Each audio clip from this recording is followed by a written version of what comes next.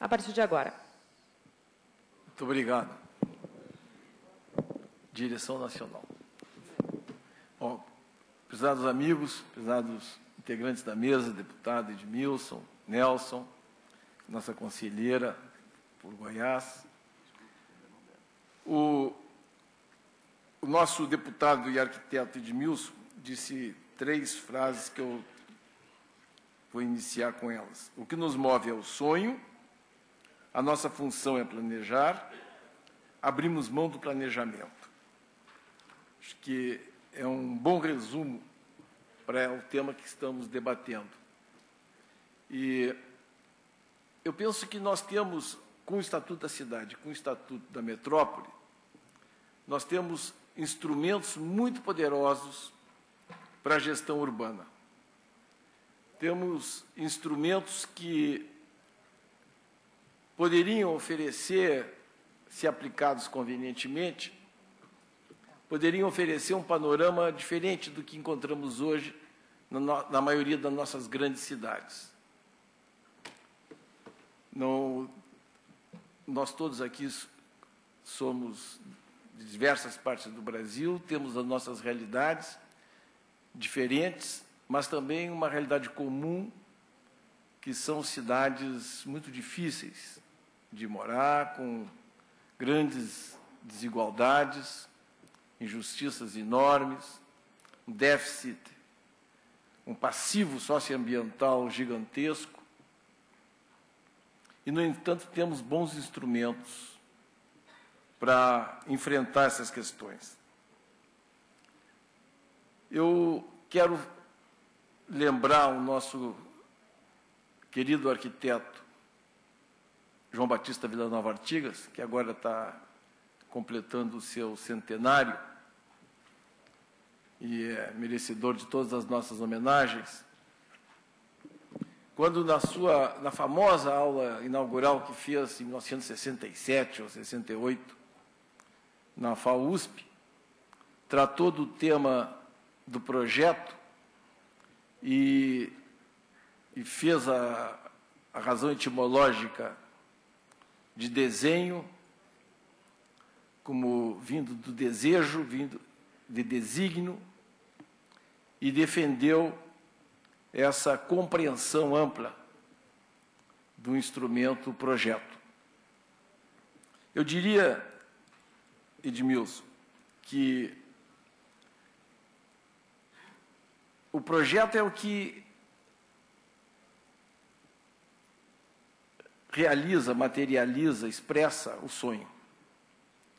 É ele que nos diz, de um modo compreensível pelas pessoas comuns, como eu me referi ao que o deputado Júlio Lopes comentou antes, é ele o projeto que faz com que as pessoas comuns compreendam e possam compartilhar o sonho da vida urbana.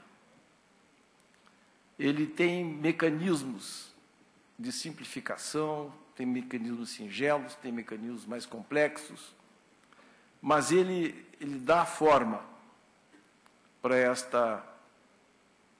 isso que se deseja. E é através desta forma que é possível construir consensos.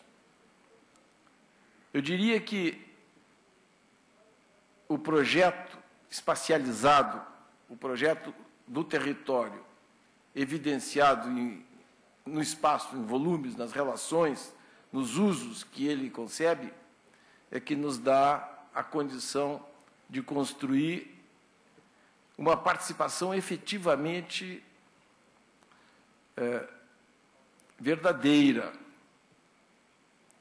Porque a participação social, participação popular, nas decisões sobre os rumos da cidade, sobre abstrações, muitas vezes pode ser apenas um cumprimento burocrático de exigências da legislação ou até dos compromissos políticos.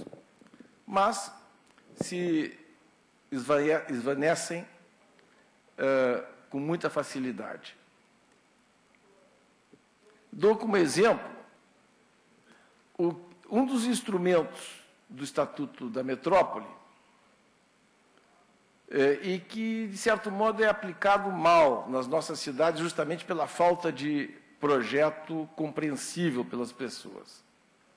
Mas, mesmo independente disso, antes do Estatuto da Metrópole, já as nossas cidades estavam sendo definidas não por ideias que se espacializam e que são compreendidas por todos, mas por abstrações tipo índices de ocupação, índices de aproveitamento, taxas de ocupação, etc. O que fazia com que a forma da cidade, o espaço público, a definição do espaço público, cuja materialização é a própria legitimação do Estado para fazer legislação urbanística e impor para todos aquilo que concebeu, essa materialização objetiva justamente se construir o melhor espaço para a fruição social, para o convívio de todos, para que a diversidade se exerça com plenitude. No entanto, quando nós nos abstemos de projetos espacializados, parece que eu estou dizendo uma insanidade, mas muitas vezes nós vemos projetos que não têm espacialização nenhuma. Quando nós nos abstraímos disso, em benefício disso que passou a ser uma regra no Brasil urbano, a legislação através de índices, nós estamos transferindo para o lote, isto é, para a propriedade privada, a definição da forma urbana. Isto é, nós estamos transferindo para a propriedade privada a definição do espaço público, que é a razão da legislação e, portanto, o que legitima o Estado. Nós temos, por hipótese, um terreno desse tamanho. Aqui, aplicando os índices e as taxas de ocupação, nós poderemos construir um edifício de 12 andares. A legislação diz 12 andares. Mas, se tivermos este terreno, faremos um edifício 3 vezes maior, 2 vezes mais alto.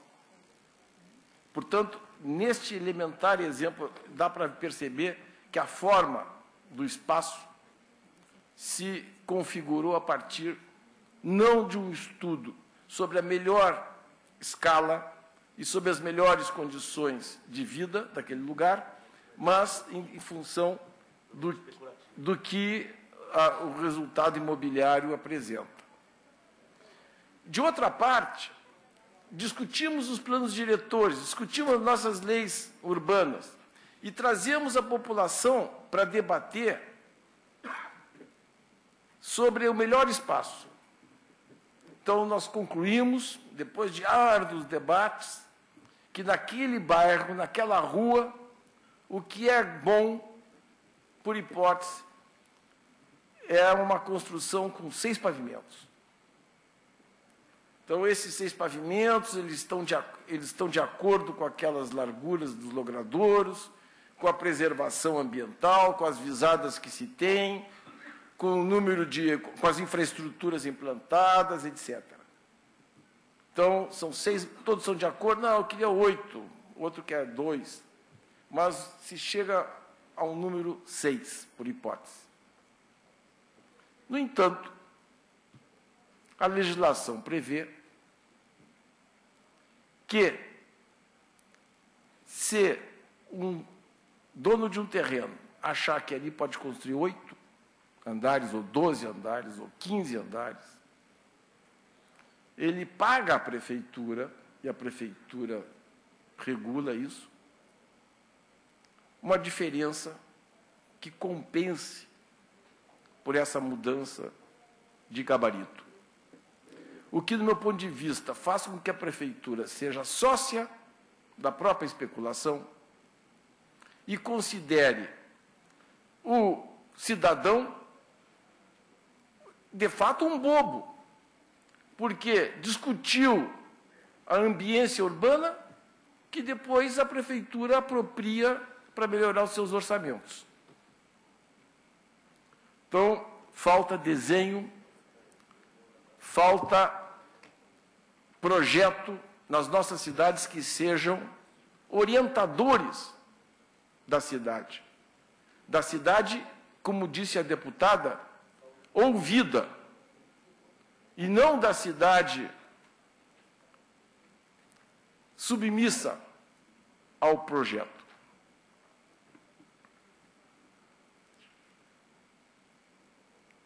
Quero também me manifestar sobre uma condição que eu ouço muito, que os municípios não têm sido capazes de dar suporte a uma legislação avançada, progressista, e que os municípios não correspondem e as cidades não vão bem. Eu ia ter uma ousadia minha na frente de um deputado federal dizer isso, mas eu acho que você há de compartilhar comigo essa opinião, eu acho um exagero atribuir uma responsabilidade a municípios de qualquer escala, quando a legislação e quando até os programas públicos são de tal modo desvinculados da realidade local ou têm estruturas de outra natureza que não urbanísticas, fazem com que a realidade seja imposta de um modo muito bruto, desestruturador. A expansão das cidades é um dos maiores problemas, se não o maior problema de natureza urbanística a ser enfrentado pelo país. A expansão das cidades, concebida doutrinariamente lá nos anos 50, 60, precisa ser contida a todo pano, se nós quisermos cidades mais democráticas, se nós quisermos universalizar os serviços públicos. Mas a expansão das cidades está sendo estimulada por políticas setoriais que não se falam, pelo estímulo ao desenvolvimento da indústria automobilística de qualquer jeito, pelo não investimento em transporte público de alta capacidade nas grandes cidades, pela dissociação entre habitação, lazer, trabalho, mobilidade, pela implantação de conjuntos Minha Casa Minha Vida, para além das fronteiras urbanas 2 vezes, e dizendo que o município tem que resistir aos investidores que usam a terra mais barata para impor a construção mais longe. Não dá. Nós não vamos a um bom caminho, não vamos chegar a um bom resultado se persistirmos nesse tipo de decisão, que é autoritária, que é arbitrária, que é discricionária e que aumenta o discricionarismo dos prefeitos. Os prefeitos são discricionários, às vezes, não são deputados. Podem ser discricionários, são estimulados a ser discricionários, porque nos falta o rumo do projeto, da decisão plenamente compreendida por todos. Concluo dizendo que a região metropolitana passa pela mesma questão. Nós não vamos conseguir articular a gestão dos municípios se eles não tiverem acordados sobre um plano claramente reconhecível por todos. Se não houver um plano, não de diretrizes, como os nossos planos diretores são, mas espacializados, com volumes, com espaços, com decisões que sejam compreensíveis por todos. Então, o nosso Estatuto da Metrópole, para não seguir as dificuldades que o Estatuto da Cidade tem, precisa reconhecer que ele é um instrumento poderoso, desde que a sociedade metropolitana compreenda, aprove claramente o que se tem como desejo, o que se tem como sonho, o que se tem como desígnio, portanto, o que se tem como projeto para a sua metrópole. É isso, obrigado.